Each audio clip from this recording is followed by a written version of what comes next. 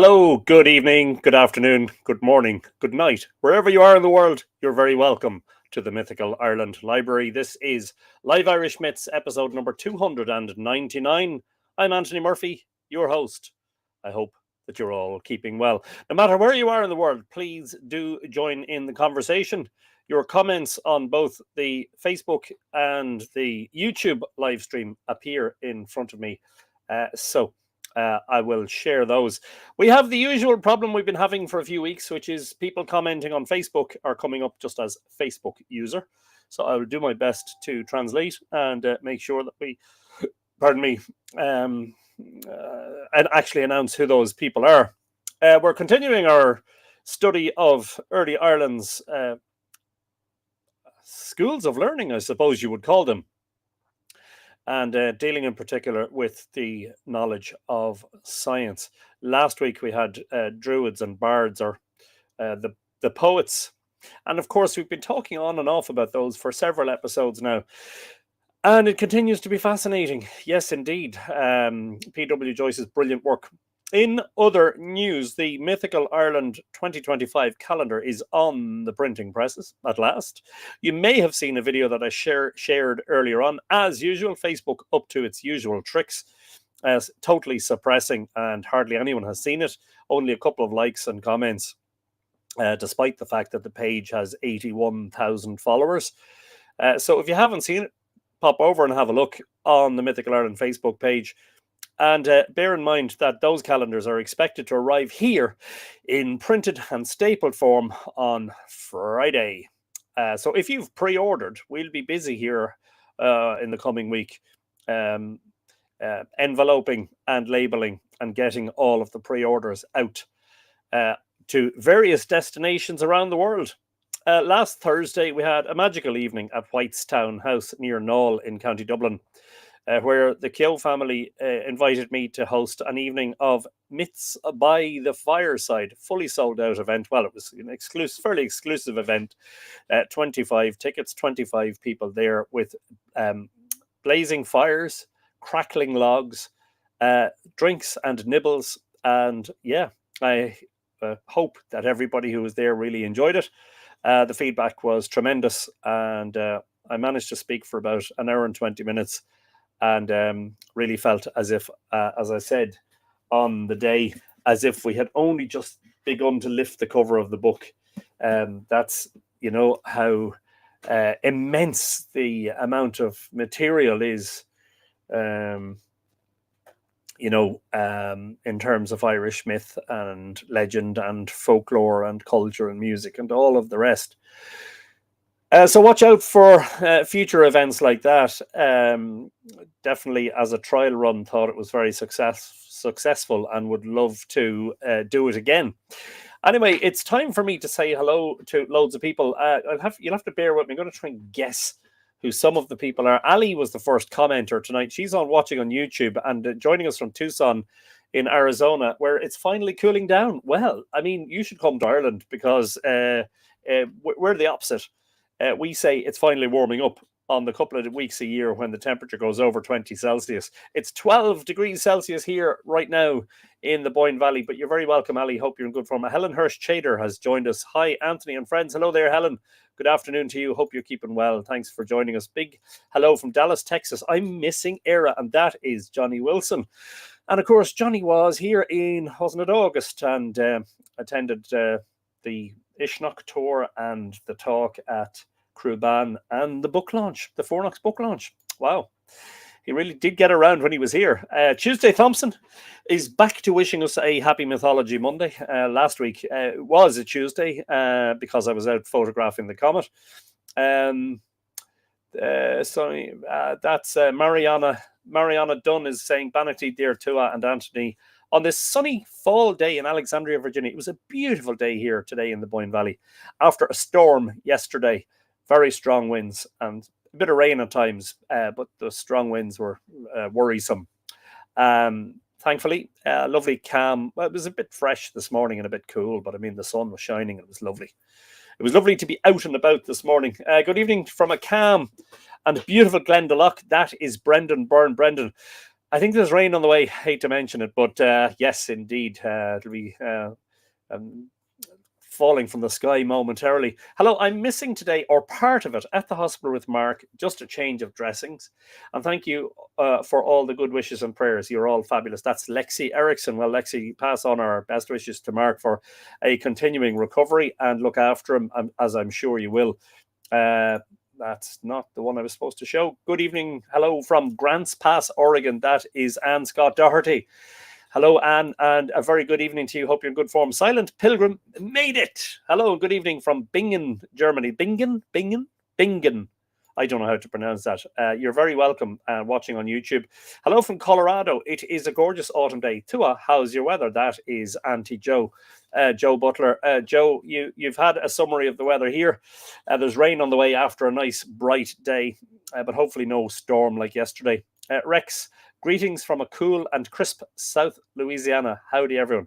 Well, I'm glad to hear it has finally cooled down in the New Orleans area. Rex, I hope you're in good form.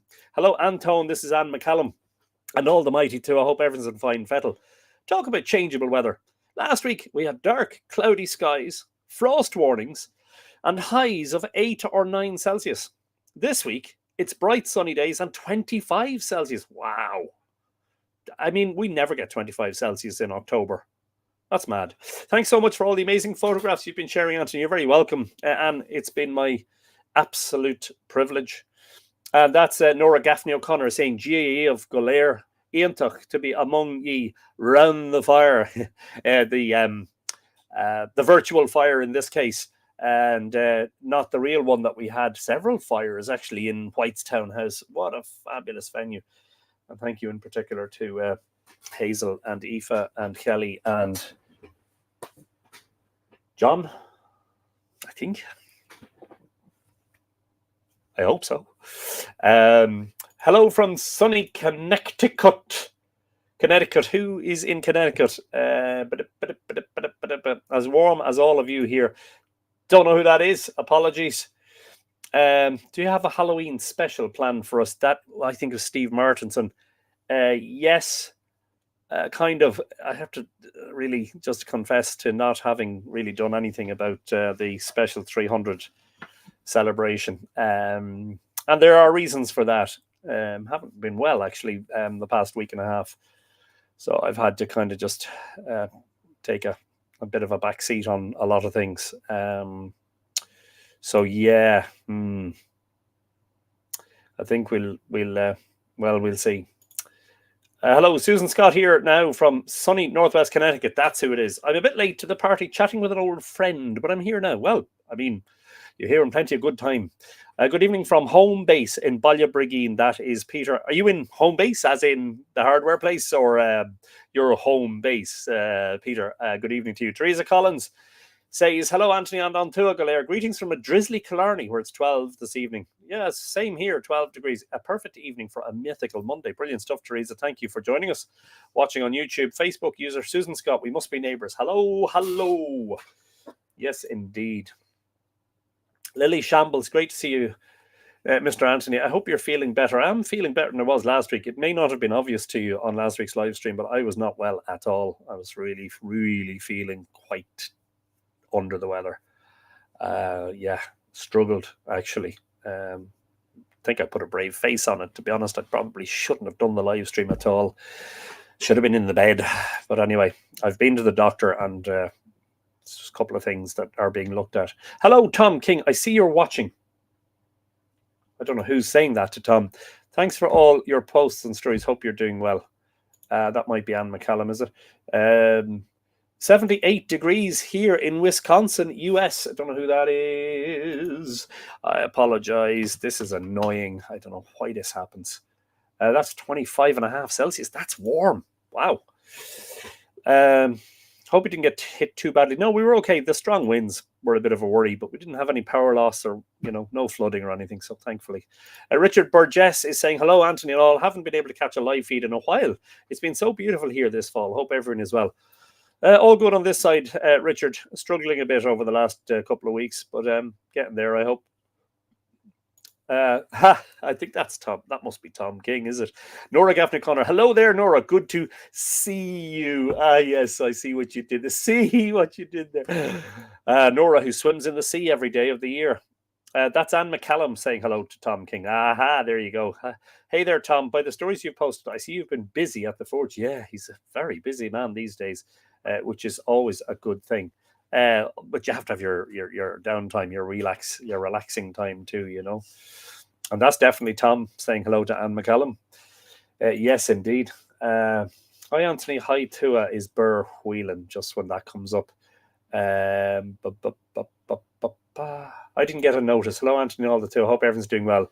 80 something. Wow. 27 Celsius. I don't know who that is. Apologies. Same problem we've been having for a few weeks. Finn McAleer, Giagwich, been enjoying your videos for a while now. Great stuff, Anthony. Keep up the good work. Thank you, Finn. Great name, by the way. My youngest is named exactly that, Finn. Pull up a chair, someone is saying to Nora Gaffney.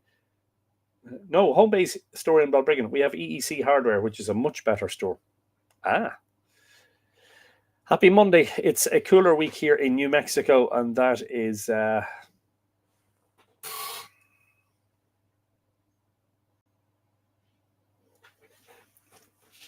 we had this last week. Adina Sparks. A very good afternoon to you, Adina. See, something in there is still working.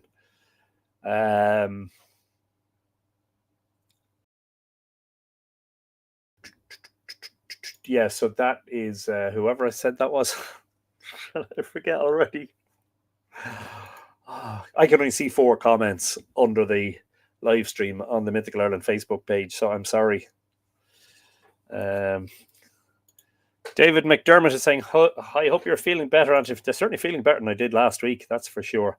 And that's Peter saying, no home-based store. Thank you, David. No home-based store in Balbriggan. We have EEC Hardware, which is a much better store. This could be fun. Anthony doesn't know who we are. I'm guessing that's Brendan Byrne. Boston is... that has to be Janet Moore, is it? Janet is saying it's 25 Celsius in Boston. You're all double our temperatures. Well, not all of you. But Anne McCallum, you know, and Janet and several others. And Tom is saying hello to everyone, which is brilliant. So yeah, I'm all caught up with the comments. I might just share the link to the calendar just in case you haven't already ordered one or two or a number for presents. So please do that. If you're subscribed to the mailing list, the wonderful...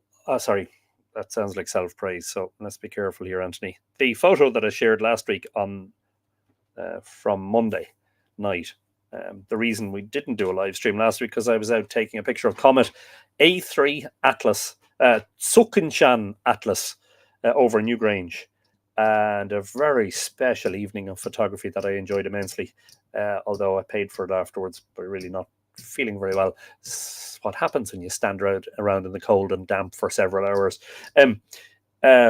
There is a discount code on the email subscribers list. So if you want a limited edition print of that photo, you'll get the discount code on the email that was sent around last Thursday, I think. And in the meantime, if you're interested in buying a copy of the picture, please get in touch. I will happily share the discount code with you if you're a live Irish Myths viewer. So I'm going to post a link to where you can actually order the photo. Actually, do you know what? Why don't I just share the discount code now so that you can go and order it and get your 10% discount? If you just bear with me for one moment. Comet, rare visitor, a bright comet over Newgrange. Yes. So it's a string of numbers and letters. So there's the discount code. So the link I've just shared should be coming up as a comment on YouTube and on Facebook. and separately the discount code that will get you 10% off your limited edition print. And yeah. This is Mavanway. Sorry to hear you haven't been well, Anthony. Lexi has asked me to send apologies. She's taking wasn't. She actually did comment. Yeah. She said that he's getting his dressings changed and is making a recovery. And it's very, I think she was very glad for all the well wishes. So thank you for relaying that, Mavanway. And good evening to you. Hope you're in good form. It ain't bragging if it's true. Your photos are wonderful. Well, I'm glad you think so, David. Always good that they're appreciated. And when you spend that time out and about, it's lovely, you know, to get that nice feedback. Hello, everyone. Barbara Murphy from Tucson, Arizona. Just home, but I'm not late as I was listening in the truck. There you go. No need for me to wheel out the red book, which is always at hand. It's never too far away. Anyway, shall we get on with it?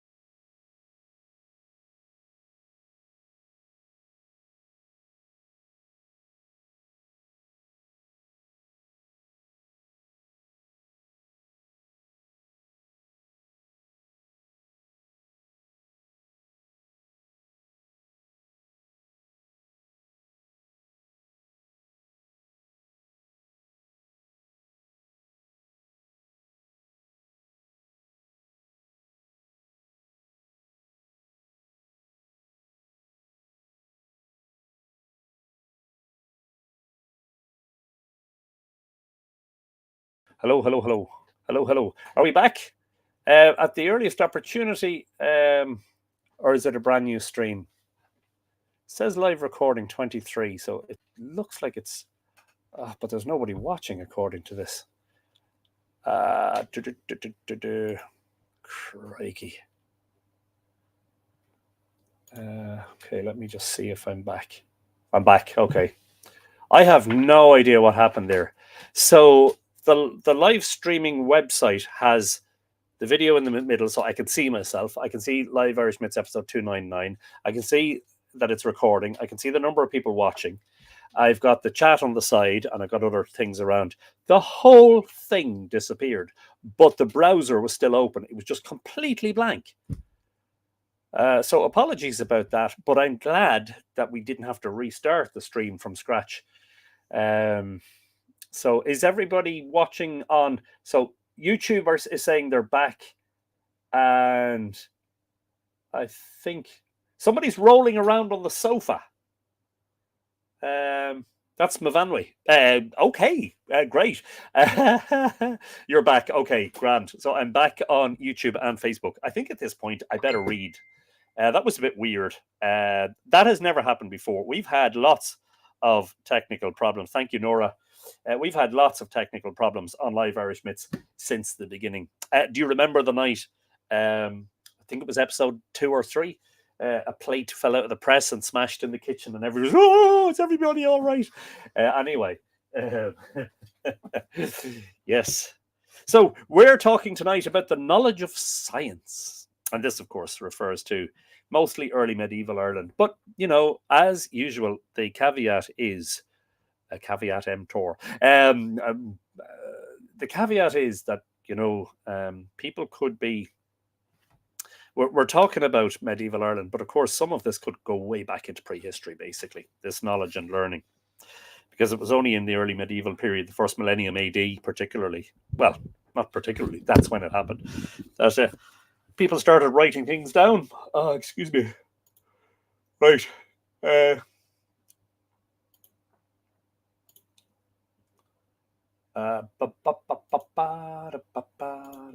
Okay. Mavanri apparently is laughing. Yeah, I'm seeing a cluster of YouTube comments, and it's mad. Is everybody that's commenting watching on YouTube? The Dina Shi are at it again, says David. Yeah. Yeah. Okay. But we're back. Oh, all right. Let me get reading, so in case it happens again. Fingers crossed that doesn't happen again. I'm not going to touch anything. The pure and physical sciences, so far as they were known in the Middle Ages, were taught in the schools and colleges of Ireland. We have seen that the professors of the fifth grade, not to be confused with fifth grade in American schools, had to master arithmetic and astronomy, which in fact meant the whole circle of science. Somebody saying hello. That's Kieran Burns. Hello, Kieran. Sorry, you're just coming up as Facebook user through no fault of your own, but you're very welcome to the live stream. These, of course, they taught to their pupils, and more advanced scientific studies were followed up by the two grades above them. The success of the home teaching appears plain from the distinction gained by several Irishmen on the continent for their knowledge of astronomy, as will be pointed out further on. Knowledge not acquired abroad, but brought from their native schools.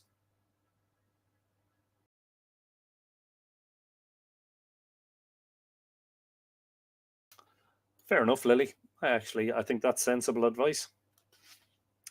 The Irish scholars understood astronomy according to the Ptolemaic system, which they universally adopted.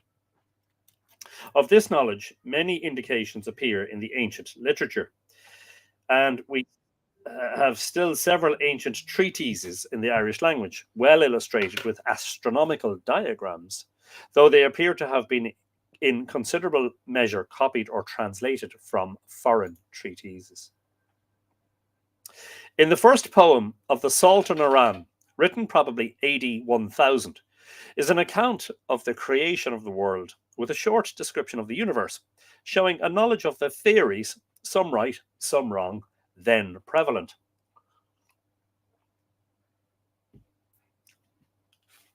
The earth is stated to be, quote, like an apple, goodly, truly round, unquote.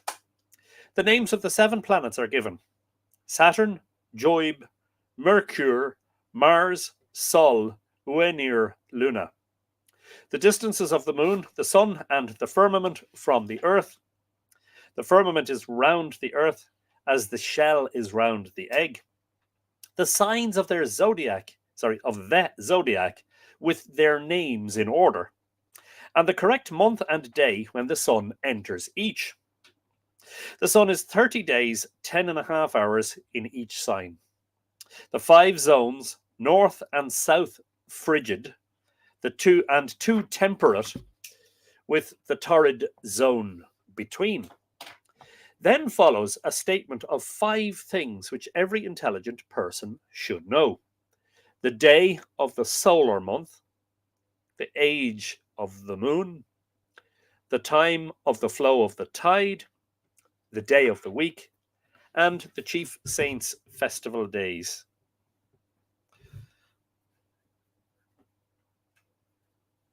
Sorry, just taking a margin note here. In the commentary on the Seanchus Mór is a similar description of the universe. The various astronomical diagrams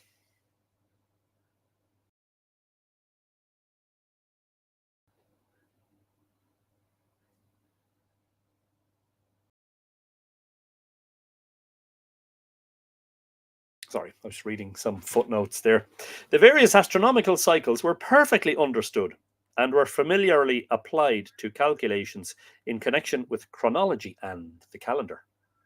Among many ancient Irish writers who have dealt with these matters may be mentioned Augustine, already referred to, who wrote his essay on the wonders of the Bible while residing at Carthage. Treating of Joshua's miracle of the sun and moon, he brings in the lunar cycle, 19. That's the Neichta, as it was known in Ireland. For reference to that, see my book, Newgrange Monument to Immortality, in particular. And of course, the Metonic Cycle article on the astronomy section of the Mythical Ireland website.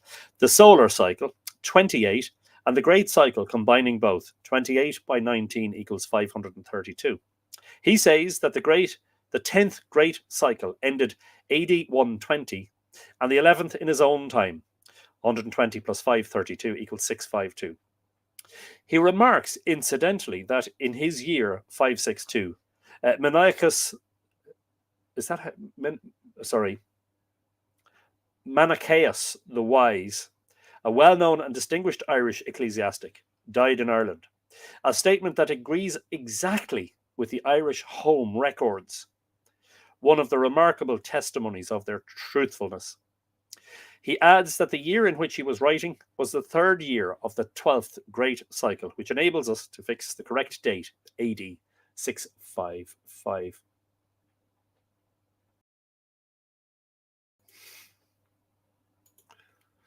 What are you reading, Anthony? That's Mavanwi. This is P.W. Joyce. Same thing we've been reading for months and months and months. If you have it, Mavanwi, I think a few of you have it. Page 466 is where I am right now. The Irish writers were well acquainted with the solstices, which they called by the descriptive native name Grian Tarishim, so given in the 8th or 9th century gloss in Zeus, meaning sun standing. Sorry, taking another margin note. Commonly known today as Grianstad, literally stopped sun. You're very welcome, Mavanwi. In the annotations to the failure of Angus, it is correctly stated that one Grian Tarishim occurs on the 21st of June. They had a native name for the autumnal equinox, which was descriptive and scientifically correct. Deshur Nagrinia, literally the southing or going south by the sun, i.e. going south of the equinoctial from Jesh, south.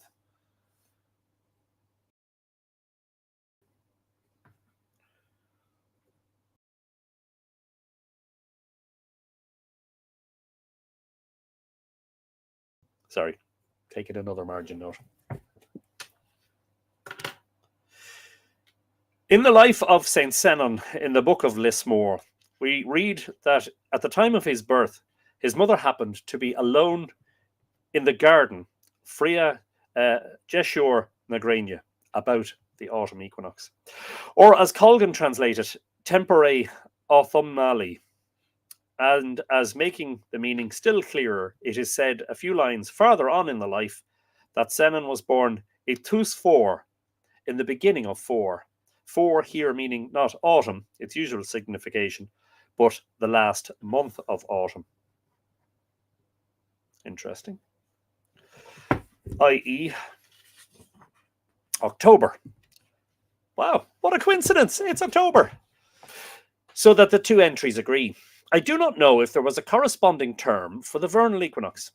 All this shows that they understood the apparent annual motion of the sun along the ecliptic, half the year north and the other half south of the equinoctial, and that, or the ecliptic, which is how, well, or the, yes, the celestial equator, yes. And that at the autumn equinox, sorry, not the ecliptic, that's the sun's path through the sky, the celestial equator, yeah, the equinoctial. And that at the autumn equinox, it enters on the south part of its course. So also the real movement of the moon and the apparent motion of the sun round the earth, both from west to east, were well understood, as appears from a remark of one of the scholiasts on Dallin's Ara na Columkill, that, quote, the moon is before the sun from the 1st to the 15th of the moon's age, and after the sun from the 15th to the 1st. A perfectly correct statement.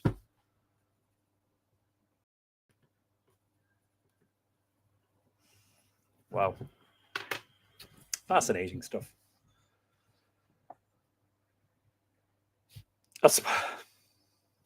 So, Mavanwe asked, what are you reading? Tom King's answer was, a book, Mavanwe. Sorry, couldn't resist. Your jokes are as bad as mine. A small collection of Irish glosses, first published by M. Darbois de Jubainville, found by him on a single leaf inside the cover of a manuscript in the library of Nancy, and interpreted by Mr. Henri Gaidoz. I presume Henri would suggest he's French. Gaidoz. Is that a French surname? Gaidoz. Shows how carefully the ancient Irish studied chronology and the astronomical phenomena that determined the several cycles and dates.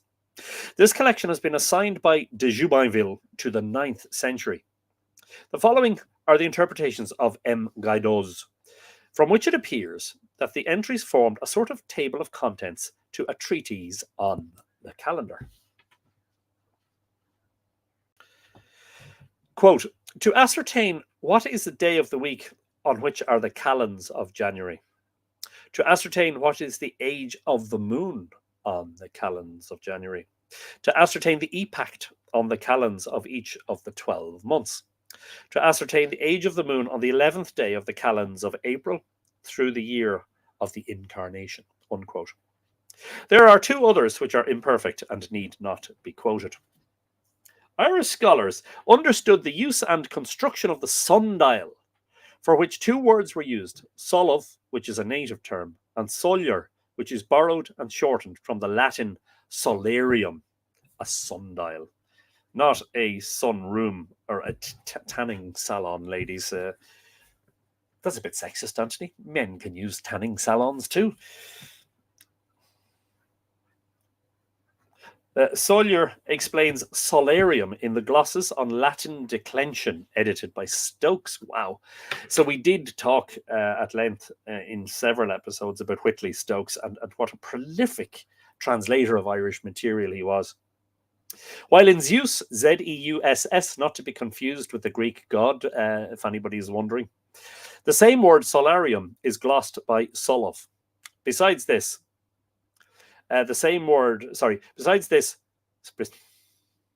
just read it, Anthony. Just can't take a breath. Calm. Besides this, there is a small Irish manuscript book in the monastery of St. Gall in Switzerland, written by some scholarly Irish monk residing there in the 8th century, containing remarks on various scientific subjects, such as the Oriental cycle, the age of the world, and among others, on the sundial. All this shows that with these old Irish writers, the sundial was a familiar object. Virgil, actually, I should take a note of that.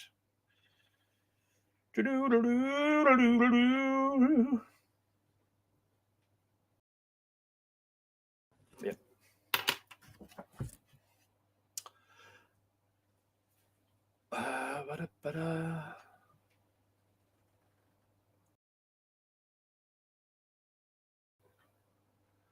I don't know what Helen said, but Richard is saying, I want to agree with Helen on the Fornox book. Incredibly concise and detailed. A little bit on the whites and the key. Really connected you physically to the place and people involved in it today. Salt of the earth, Mrs. White, and as was her late husband, Fenton, a wonderful man. Two wonderful people. This is episode 299. Yes, correct, Paul. That is 100% right. Greetings, Anthony, on the two. That is Michael Pike. Good stuff. Hello, Michael. You're very welcome to the stream. Virgil, or Virgilius, abbot of Ahalbo in the present Queen's County, who went to the continent in AD 745 and became Bishop of Salzburg, was one of the most advanced scholars of his day. Pepin, mayor of the palace, subsequently king of France, became greatly attached to him and kept him in the palace for 2 years. Virgil taught publicly and was probably the first to teach that the earth was round and that people lived at the opposite side, at the antipodes or the antipodes. I never know how to pronounce that. The antipodes, the antipodes. I would say antipodes, but it's probably antipodes. Antipodes. Oh, so I'm gonna slight rabbit hole here, folks. But a Merriam-Webster, can she pronounce it for me?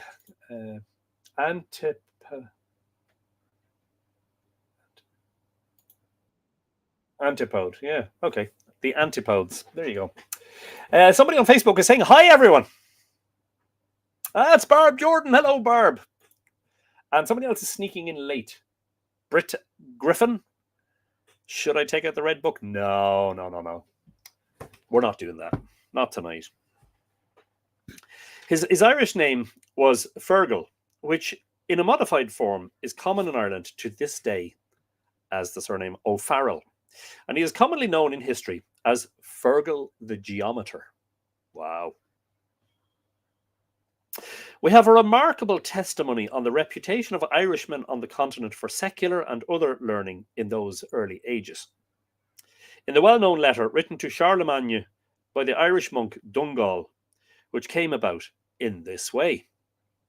It having been stated that 2 solar eclipses had occurred in 1 year, AD 810, the emperor selected Dungal, who happened to be then in France, living a recluse life, as the scholar considered best able to explain such an unusual occurrence, and requested him to do so. Dungal's reply, and that's the Epistle of Dungal the Recluse to Charlemagne, regarding 2 solar eclipses AD 810, unquote, is still extant, about which we may quote the appropriate words of Thomas More. Quote, however superficial the astronomical knowledge displayed in this short tract, the writer has proved himself to have been well acquainted with all that the ancients had said on the subject. While both in his admission that 2 solar eclipses might take place within the year, and his doubt that such a rare incident had occurred in 810, he is equally correct, unquote. The letter also shows that he knew of the inclination of the plane of the moon's orbit to that of the ecliptic. We call that the... well, that leads to the rotation of the nodes. The moon's path around the sky is inclined to this ecliptic, or the sun's path, by an angle of 5.15 degrees. And he sets forth the astronomical principle that for an eclipse, whether of sun or moon, to occur, it is necessary that the moon should be in the plane of the ecliptic, or, as we have said previously, that it is on a node, a crossing point, where the moon's path intersects with the ecliptic. We call those the nodes, and they rotate westwards through the sky. This Dungal subsequently resided in Italy, where he became a celebrated teacher, drawing pupils from all the surrounding cities. Drawing as in drawing them in. And he also wrote learnedly on ecclesiastical subjects, by the by. The remarkable work on geography, quote, De Mensura Orbis Terrarum, unquote, written by the Irish scholar and traveller Dicuil, Dicuil, of which several editions were published in the 18th century by German and French editors, has been already mentioned.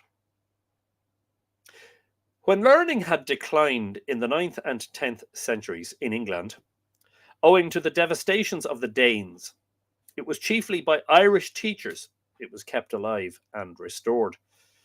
In Glastonbury especially, they taught with great success.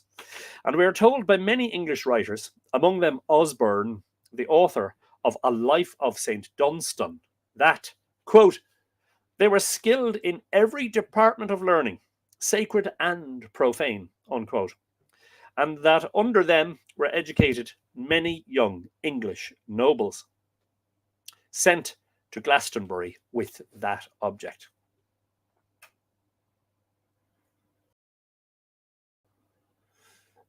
So Barbara Murphy saying to Nora Gaffney O'Connor, I'm tempted to make my jewellery making hobby into a business and call it something with rabbit hole. Facebook won't let me reply, just new comments. Yeah, I'm the same. I can't reply this evening either. Something very strange going on. Facebook is suppressing Mythical Ireland. That's what's happening.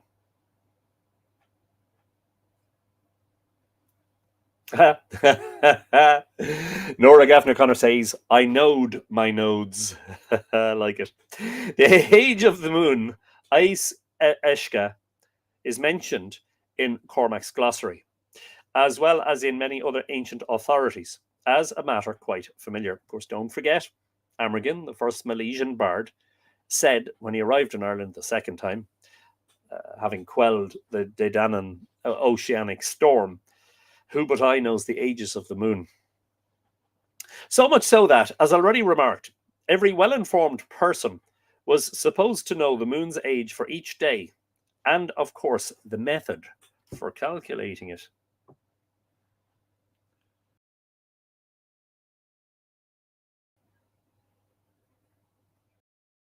Another margin note being taken there. Even the general mass of intelligent people made use of simple astronomical observations in daily life. Cuchulainn, sitting at a feast, says to his attendant, quote, Go out, my master Laeg, observe the stars of the air, and ascertain when midnight comes. When Cuchulainn would have to leave. And Laeg did so, and came back at the proper moment to announce that it was midnight. This record shows that all intelligent people of those times could roughly estimate the hour of night throughout the year by the position of the stars. As indeed I have known intelligent peasants of my own time able to do. And that's something that Charles Valency said in his, I think his writings were late 18th century, late 1700s. He said about the Irish peasantry that they had a comprehensive knowledge of astronomy, which he was surprised, well, not surprised about, because he seemed to have a lot of respect for Irish peasantry. Unlike other British antiquarians, he didn't look down his nose at them. Hang on, I just want to see when this was. MDCC LXXXII. What year is that?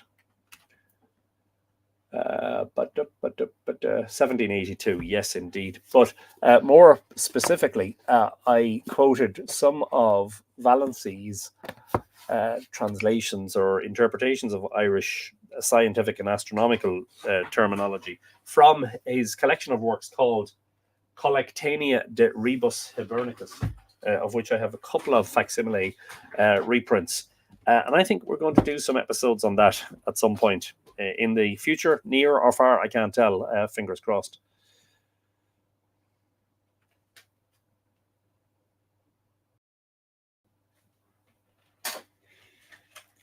You could call it Warren Murphy.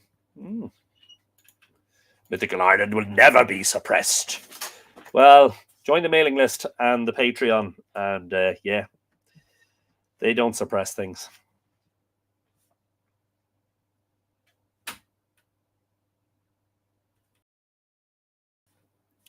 This record shows that all intelligent people of those times could roughly estimate the hour of night throughout the year by the position of the stars, as indeed I have known intelligent peasants of my own time able to do.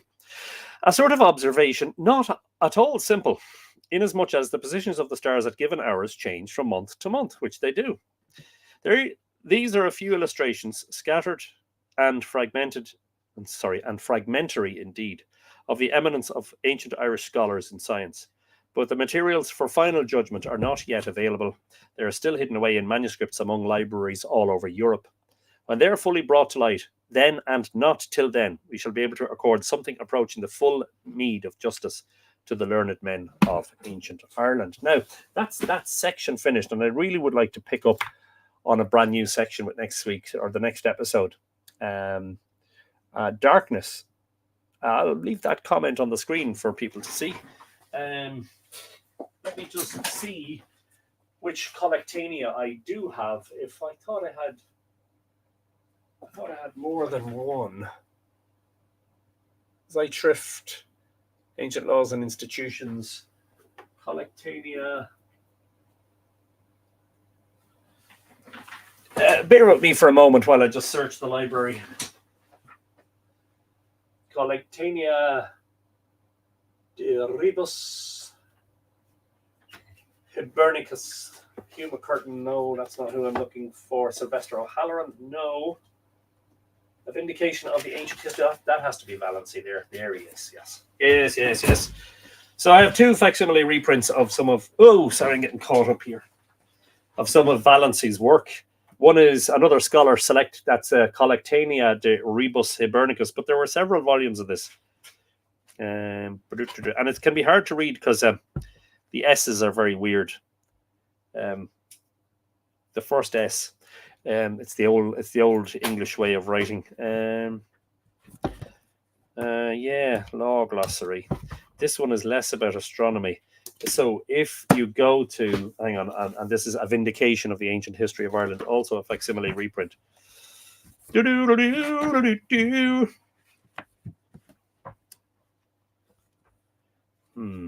wonder is there a section here that I can find about astronomy that I could read a bit from as a sort of a taster for what we might do further down the line. Topographical. Okay, so that's he's talking about Partholon, Nemed, Fervolog, etc. So that's Laragawala. So this is not the one. Bear with me till I get a copy of Newgrange and find out which volume is the one that deals with astronomy. Newgrange, Monument to Immortality, published 12 years ago this month, and sadly out of print. I would love to bring it back into print, but it costs thousands. To get 1,000 copies printed would cost me about €7 a piece, which would be 7,000. It's money I don't have at the moment. So, and that and Mythical Ireland's going to be out of print soon too. I'm dreading that because I'd really like to have these in print. Valency. Yeah, so there's a chapter in Newgrange Monument to Immortality called Valency and the Armed King. That's chapter 5 of Newgrange Monument to Immortality.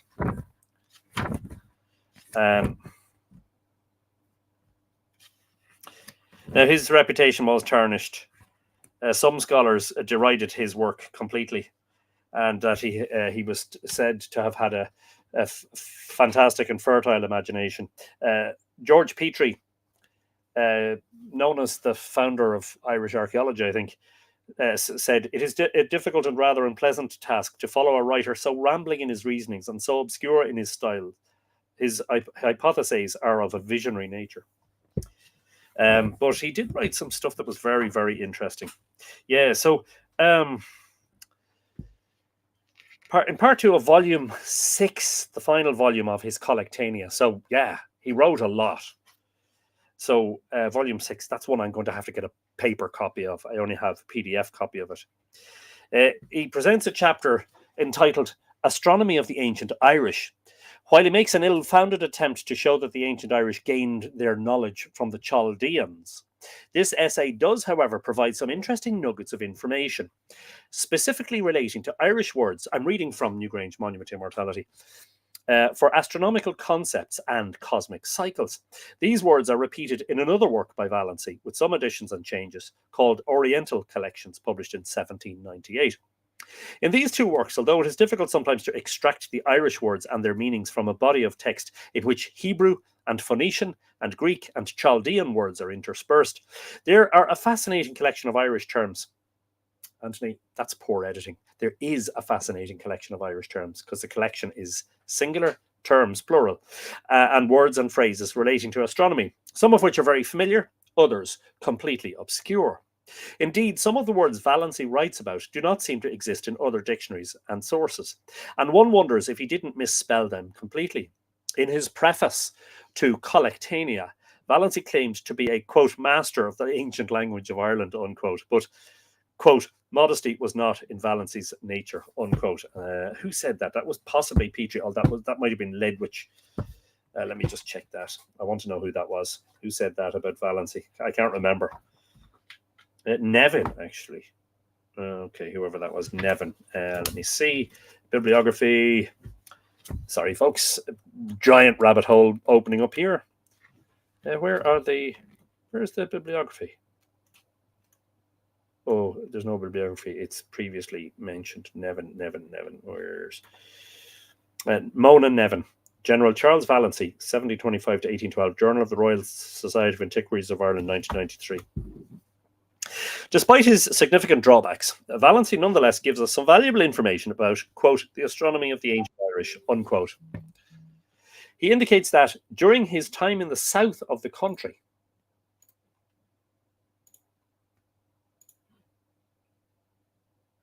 he gleaned some interesting information about the apparently advanced astronomical knowledge among local peasants. So this is exactly why I wanted to pick up on this, because Joyce just said that he was impressed by the knowledge of the peasantry, who, remember, never read or wrote.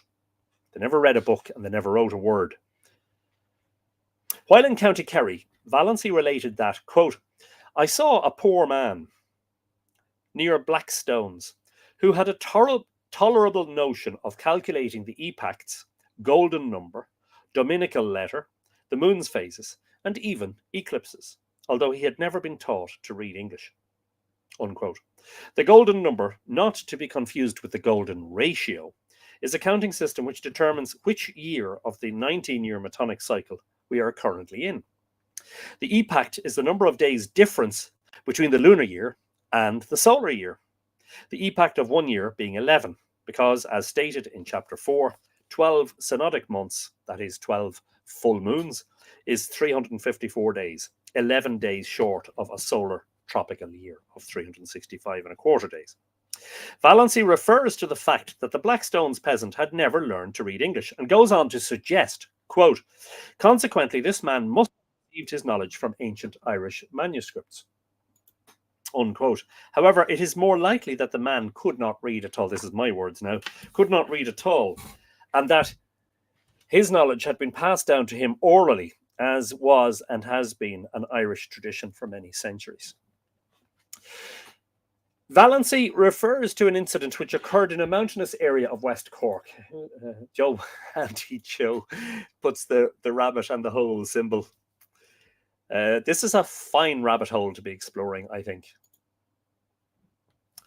Valency refers to another incident which occurred in a mountainous area of West Cork not long after he had come to Ireland from Gibraltar. Here, an aged cottager offered to be their guide on a fine starry night. The peasant pointed out the constellation Orion, and he said that was Caomai, Caomai, or the Armed King. And he described the 3 upright stars to be his spear or scepter, and the 3 horizontal stars, he said, was his sword belt. He infers that Caomai is an armed man in Shaw's dictionary, but in fact, Shaw spells it Caomhaigh and explains it as a man expert at arms. Wow. So some sort of a warrior, Orion. This might seem like a peculiar reference to the constellation Orion, but in Island of the Setting Sun, that's the first book, that one is still in print, having been republished in 2020, we explored the idea that some of the principal characters of ancient Irish myth might have been inspired by this brilliant anthropomorphic constellation. Included among these was Nuadu of the Silver Arm, who lost his arm in the first battle of Moitura, but had a silver one fashioned for him by the healer Dian Cecht, and was able to return as king of the Tuatha De Danann for the second battle of Moitura, in which the king and his army were victorious in routing the Fomorians. Anthony, I know, I was trying to summarize, but he wasn't the king who led them to victory. That was Lugh, because, well, he was in a way, but he was killed in the battle.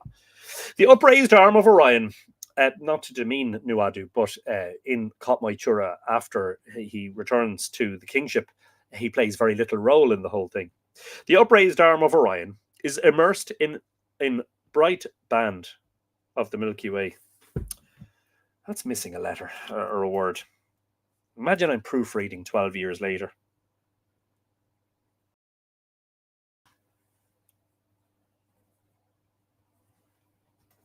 In the bright band of the Milky Way, the heavenly boyne. And it is at this point that the sun, moon, and planets cross the cosmic river on their journey around the Urchrush, which is one of the Irish terms for the ecliptic.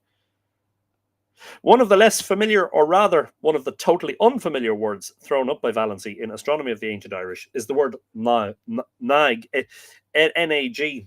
But I wonder if that was lenited with a H, would it be my?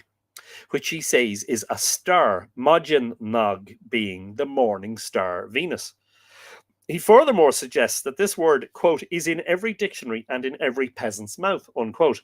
However, it is not in Shaw's dictionary, where we only find the familiar words rult and raelt for a star. In a later dictionary by R.A. Armstrong, we find the word Maginag, meaning aurora or the morning star. But the word nag is missing from most dictionaries, and it seems Valency was trying to make something of the word nag so that he could compare it with the Chaldean word nag, meaning star. Now, just bear with me one moment till I find a Mythical Ireland business card to use as a bookmark.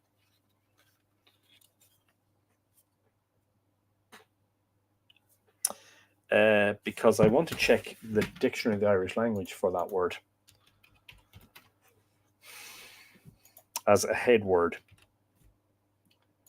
We still happy with exploring this rabbit hole? No, 0 results, yeah.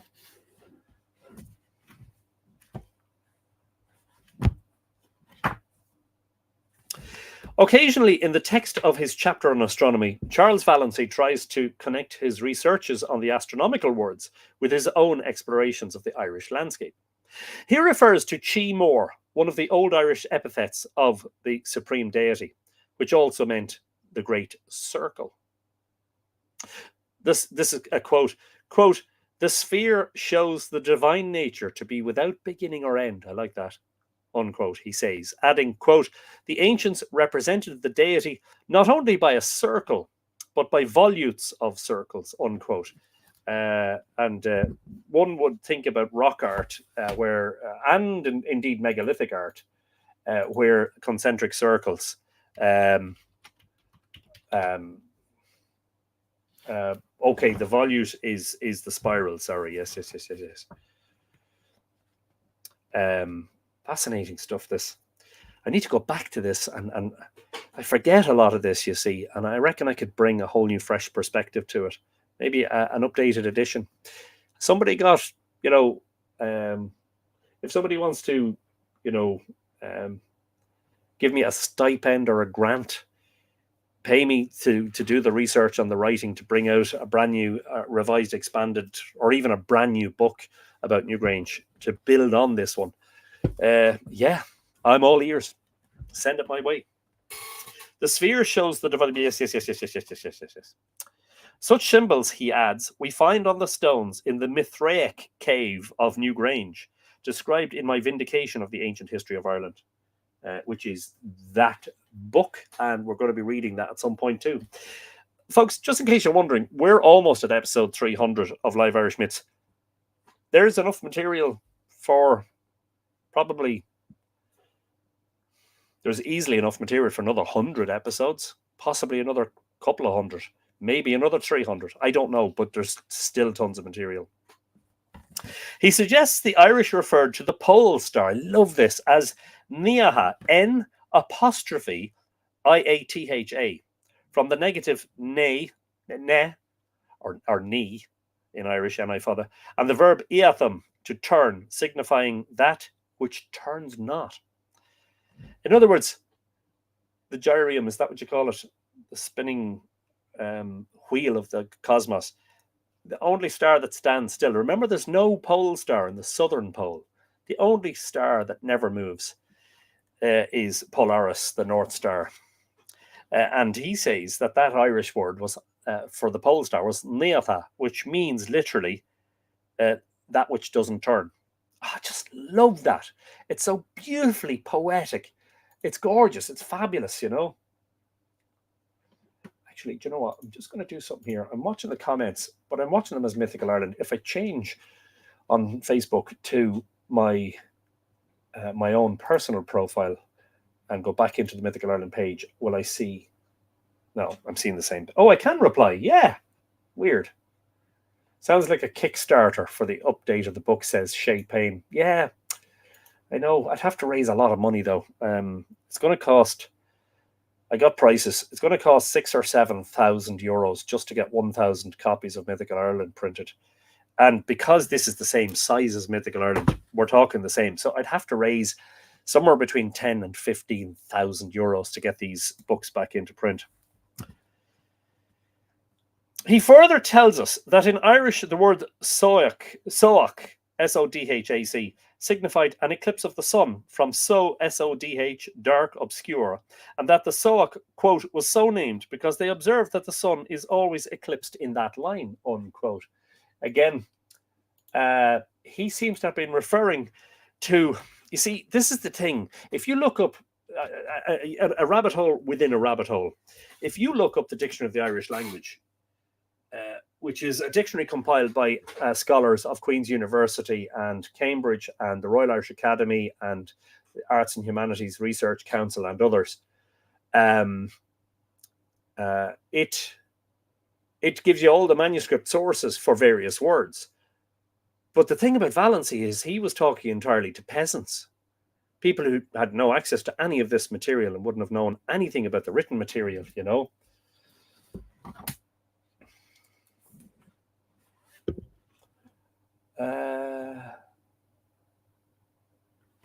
Yes. They might well have observed that the sun was eclipsed while on the zodiac, but I am unable to find the words so or soach in any dictionary. That's me speaking. He relates another Irish name for the zodiac, which sounds much more familiar. Crush Grian, Valency states, is from crush, an eclipse, obscure, and Grian, the sun. Here he mistranslates the word crush, C-R-I-O-S, which means belt, girdle, circle, cincture, sash, garter, etc. Crush Bridge is what I'm thinking of, the bridle or the belt of Bridget. Thus, we could more accurately translate crush Grian as the sun's belt or sun circle. That is the imaginary loop that the sun forms on its yearly journey through the zodiac. The signs of the zodiac are known in Irish as co-arda. That is, quote, that is the mansions of the zodiac or of the signs, unquote. Indeed, we find in other dictionaries the word corha, C-O-M-H-A-R-T-H-A, meaning sign. Another name for the zodiac signs is Tala Graham, the halls, palaces, or mansions of the sun, synonymous to coarge.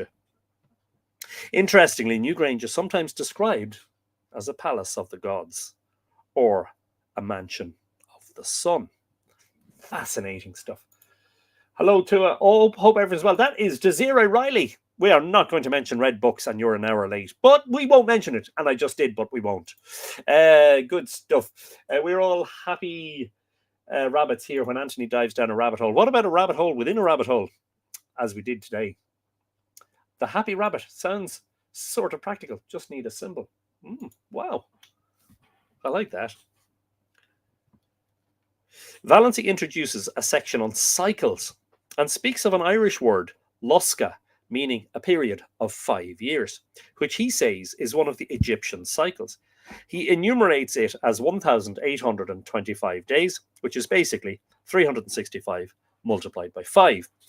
But one wonders if this is not supposed to refer to the Metonic interval of 62 months falling 5 days after 5 years. That's the epact, 5 days. The smallest cycle of the Hibernian astronomers was, of course, the day, which was reckoned from sunrise to sunset.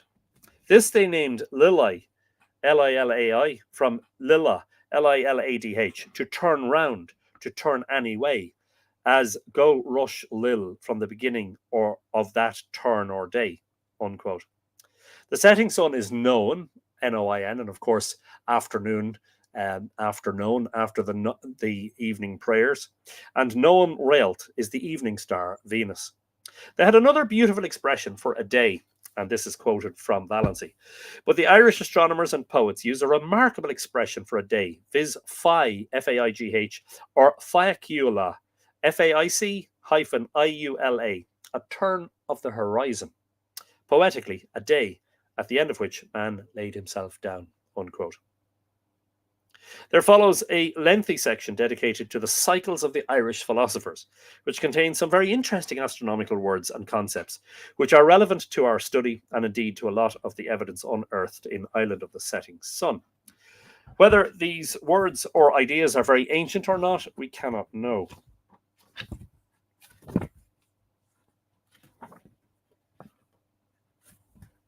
But the notion of cosmic cycles and patterns and revolutions being observed and recorded by astronomer farmers in the Bend of the Boyne in distant prehistory is not at all far-fetched.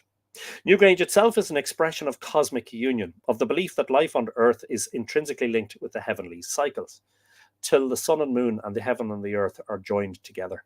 That's in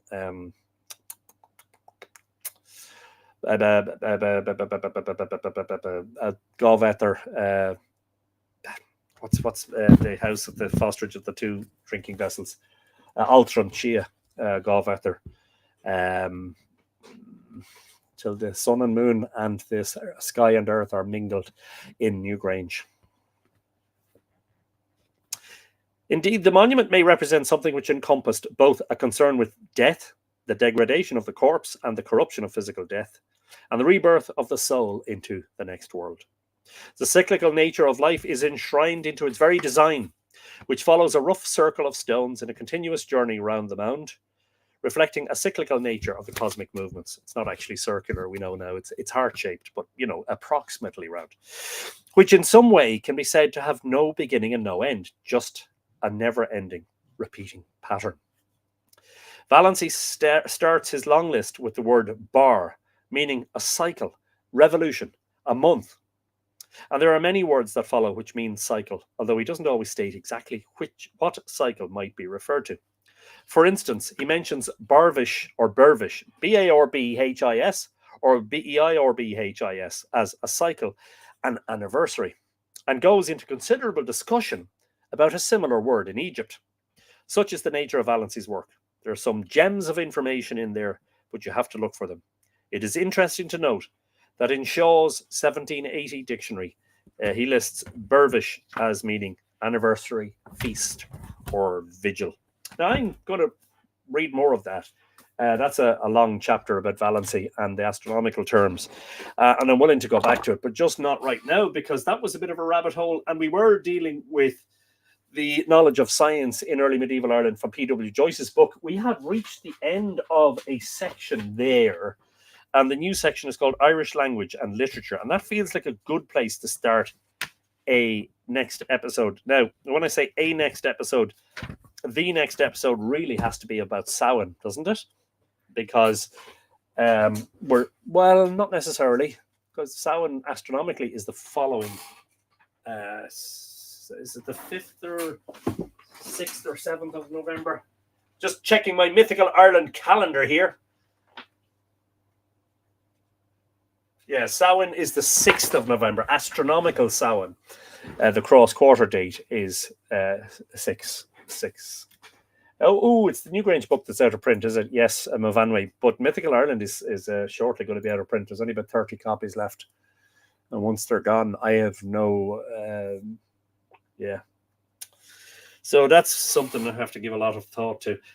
So anyway, what's the plan? I've talked several times about doing a live in-person gathering for the 300th, and it's a lovely idea, but there was a lot going on for me, aside from the last couple of weeks of ill health and the tax return and just so much stuff. And to be honest, I needed a bit of a break. So I didn't do anything about organizing a get-together. Now, I still would love to. But if someone of you Irish watchers would like to organize something, you see, maybe it would take some of the weight off my shoulders. A venue that's basically not going to cost us money. Either that or we have to charge everybody in. That's preferably not too far away from where I am here in the Boyne Valley. That would have good Wi-Fi, that would be comfortable, where people could come in and maybe where, a few drinks and maybe a bit of snack food could be had. I'd be absolutely willing to do a live in-person gathering to celebrate the 300th. I just realized, I think, just to try and organize it myself is just going to take too much. The calendar is just full all the time. It's a 7-day-a-week thing for me, and I was finding it difficult just to keep up with everything. We're a day behind on some of the orders from the website. They're going out tomorrow. I just kind of had to just take a bit of a rest, and then being at the doctor and everything. So anyway, so ideas welcome in terms of that in-person gathering, and also in terms of how to raise a lot of money to republish those books.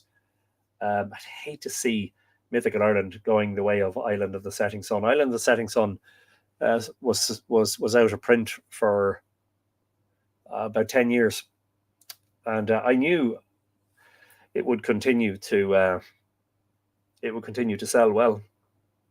And Mythical Ireland, which is the best-selling book of all time for me, is about to go out of print. So I don't want to see that happening, but I can't just, at the moment, I haven't just got it. What about a Zoom, says Nora? Yeah, we could do that. That's a good idea too. I'm perfectly happy to do a Zoom. Yeah. I know I kind of maybe just pushing myself a little bit. And sometimes you just have to kind of take a step back and say, Anthony, you're doing too much. You're overcommitting. I have a habit of saying yes to everything, and then afterwards thinking about it and going, oh, actually, why did I say yes to that? Because, I've got so much on. But anyway, pardon me. I'm going down a different rabbit hole now. It sounds like I'm complaining, and I'm not.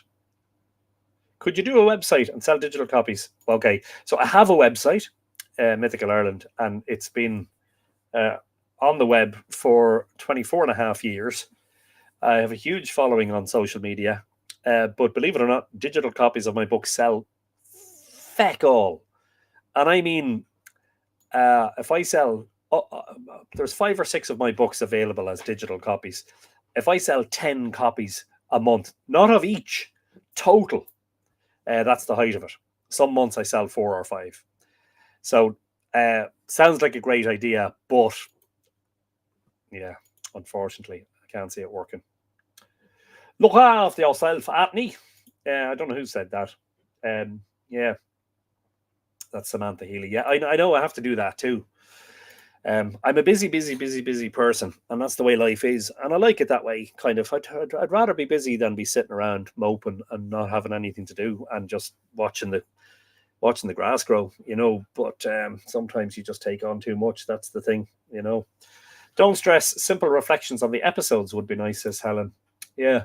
Well, a Zoom would be nice because, I can see you guys for a change. So when I tell a joke, I can see the reaction. I can see what the real reaction is, not what the comments say the reaction is. I can see everybody going, and then they realize, oh, it's a Zoom. He can actually see me. And then they're like, ha, ha, ha, ha, ha, ha. Yeah, I don't think so. Yeah. So ideas, as I say, ideas definitely welcome. Of course, one of the things that you can do, which all helps, is this thing that's scrolling down the bottom. Become a paying patron, not just a free patron. Patreon really is annoying. It's content creators over the last while. It created the option to join as a free patron, which sounds great, but the free patrons, like, the point is you pay a little something per month and you get stuff that other people aren't getting. So, it just doesn't make sense for me to be sharing material with free patrons because people are paying for it. But anyway, look, that is what it is. You can't do everything by yourself, Anthony. Too much stress is not good for anyone. That is Anne McCallum. Do what you love doing, and what also helps in the financial department. Many thanks for what you do. Yes, indeed, Anne. Yeah. No, I'm afraid you get no false laughter from me. My reaction to dad jokes will be as in the Facebook comments, usually crying. Knowing your limits is an incredible strength. Setting boundaries is setting an example for self-care. Good on you. Yeah. I mean, in the medium to long term, I would like to continue doing the live streams. You know, I just think it's nice. It's nice to interact with you folks. But I do think Facebook, I think I've been talking for a while now, as you know, about the social media strategy, even if there is one.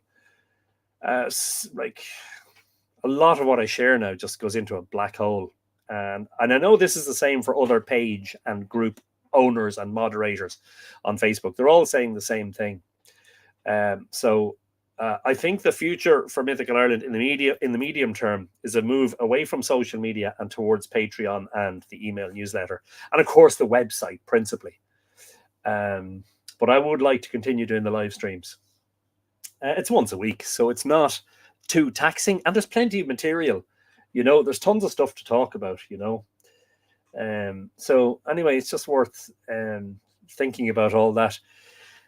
In the meantime, yeah, as I say, ideas welcome. How to raise 10 or 15 grand in a short time frame. Speaking of which, the Fornox book is almost sold out. It has to be reprinted, so you can see the challenges. Yes, the challenges, which are also opportunities, as we all know. Susan Scott is saying, I love the live streams. Brilliant stuff. I too have a problem saying no, but sometimes it brings stress and doesn't pay the bills. We need a solution that works, says Brendan. Yeah, exactly. I like rabbit holes. Very educational, says Mark Gordon. Yeah, I've always enjoyed, I think since the very early episodes in 2020, I think, you know, I got a great reaction when I said, look, I'm very sorry, but I know we're departing from the script here, but I'm going down a rabbit hole. And the reaction was always very positive. And it's eclectic. I mean, that's part of the joy of exploring Irish mythology and folklore and history and prehistory and archaeology and astronomy and genetics and geology and all the things we've explored. Anthropology there's just so much, and it's so diverse. You would never get bored with it. You really wouldn't, you know. And I'm reading stuff there now from both Joyce and from my own work, and it's refreshing memories for me and opening new. It's lighting light bulbs all over the place. But yeah, yeah. I don't know.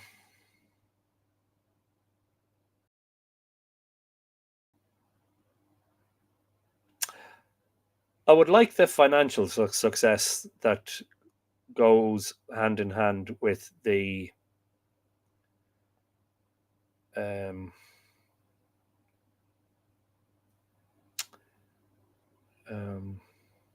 fame. It's a poor word. I just can't think of the right word at the moment. I'd like the financial reward that goes with being so well known as a commentator on Irish mythology and history and prehistory. As somebody who's written a lot of books and made discoveries and been on TV, I'd love the salary that goes with that, to be honest. But you do things out of passion, and you're driven by it's a labor of love, as it were, and it has been for a quarter of a century, half my lifetime. So, you know, I keep doing it, and I will keep doing it as long as I'm able to. Touch wood. Pray to the deities. Dog da more. On Dog Day Wrath. For next week or the week after. Lily is saying we need a brainstorming group. Please include me. Just DM me. I'm not on here often, but yeah. Just that's the nugget that I haven't been able to crack yet. Everything else, yeah. Yeah. So, yeah, a Zoom. What about a Zoom for the 300th? I'm sorry. Now, I know there was a couple of people talking about making a trip to Ireland for the 300th. But as I said, just everything. I think, yeah, stress is definitely part of it. October is a very busy, well, September and October is a very busy time for Anne and I because we're preparing the accounts for the tax return. And I am just quite bad with figures generally. So I find it tedious and stressful going through everything and having to, and it takes several weeks, you know. And I think by the end of that, when we'd filed the return and actually paid the tax bill, I was kind of quite exhausted. And then I think just the mixture of weather, I got a chest infection and I've been on antibiotics, but I'm also having to go and get an ECG just to check out my heart and some blood tests. Yeah, I have to look after myself too, you know. But anyway, that was a very, very big tangent. And I'll stop it now just to say thank you for joining us this evening. And I'm really enjoying Joyce, so much so that I have to get volume 2 of his work, because imagine we've been reading that now for months and months and months. And we are gradually getting towards the end of the book. This is the section that hasn't been read yet versus the section that has been read. So, you know, we are getting there slowly but surely. Instead of going to volume 2 after this series, I would like to do something like go to Collectania de Rebus Hibernicus, or to Sylvester's history, or, you know, just to go in a slightly different direction. And we intersperse those with other episodes. So next week, for instance, or the week after, we'll do an episode about Samhain, you know. Yeah. Yeah, so a crowdfunding campaign. And yeah, that is a great idea. The only reluctance I have is that's Britt Griffin. You see, I crowdfunded to pay for the printing of Fornox. Raised, what was it, two and a half thousand, €3,000, or was it more, to pay for the yeah, the publication of the printing of it and all that. And I kind of just didn't want to be hitting the same people again. I didn't kind of just make it look like I'm a grifter, you know. There's enough of those out there, you know. That's not what this is about. If all the time you're looking, you know, you've got the handout, just people just kind of, it's a turn off, you know. The fact that I have one in the first place is extraordinary, Lily. Yes. No, you won't lose it, Brendan. You won't lose it. Oh, you talk about the book? Yeah. Well, yeah. Let's see what develops, and maybe around the 300th Zoom, we can talk around that as well. Maybe there's some people who have ideas. But anyway, thank you for all your suggestions, and of course for all your ongoing support. Wow, 299. Wow. I really didn't think. But of course, none of us could see what was going to happen after the outbreak of COVID-19 in 2020. None of us was going to say whether life would be able to return to normality and if or when that might ever happen. My family says, speaking as someone who's been self-employed for 15 years, I know it can be stressful, but there is a way to find a good balance. That is exactly what this is about.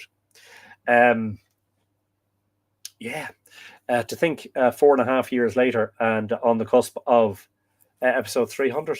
Wow, you know. National Lottery funding. Yeah. Heritage. Applications can be made at the Heritage Council.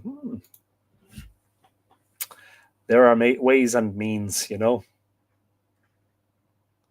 Yeah, I remember we did some, do you remember we did some of those live Irish Myths in Conversation episodes, and we did Zooms, and it was great fun because I could get to see all you guys for a change. You weren't just seeing me, which is great. Yeah, that's a good idea. Everyone request a copy from your local library, and then they'll say, oh, we haven't got it. We need to get it. Anyway, I'm going to go put the bins out. And yeah, thanks everybody for joining us this evening. Very happy to have seen you all. Sorry about the technical issues earlier on. I have no idea what happened whatsoever. You could grift by selling dodgy miracle elixirs on Mythical Ireland, like some other people I know on social media, says Peter Kennedy. Yeah, but you know that wouldn't be me, you know. And when that happens, you're to come round to my house and slap me in the face and say, "Cop onto yourself, Murphy," you know. Anyway, there's Clay Webster. Hello there, Clay. How are you? Yes. Do I have? No, I don't have one in waiting. So unusual for us to be communicating digitally. Looking forward to the next missive from your direction.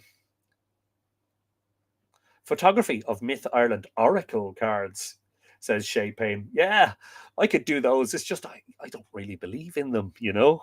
How do I peddle something that I don't really believe in? That probably would do well. Anyway, one thing that you could do immediately is to order your 2025 Mythical Ireland calendar. That will certainly help. In the meantime, I will say goodnight to you all, or good afternoon, good evening, good morning, wherever you are in the world. Thank you for joining us. It's been a pleasure. Hope to see you next week. Don't forget that this Friday is the opening of the 2025 Lou Festival of Light here in Drogheda. And if you're able to make it to Drogheda for the festival, you will hear my voice booming out across the ancient city of Drogheda as we celebrate again the mythology and legends of the Boyne Valley in a wonderful festival in which the stories are projected onto some of our local buildings and monuments. Really looking forward to that. That begins on Friday and runs for seven nights spread out over the next 2 weeks. You can find out more about that on the website. So just look for Lou Festival of Light, Lu Fada, and that is Lou, the county of Louth, but also, of course, named after the ancient Tuatha De Danann deity, Lou Lá Fada. I'm going to just share the website with you there, where you can go and have a look at more information about what's coming up. Looking forward to seeing some of you there. In the meantime, all that remains for me to say is Ichawa Kolosov, Slán go fóill, agus tóg go bugé. Take it easy. That's very important.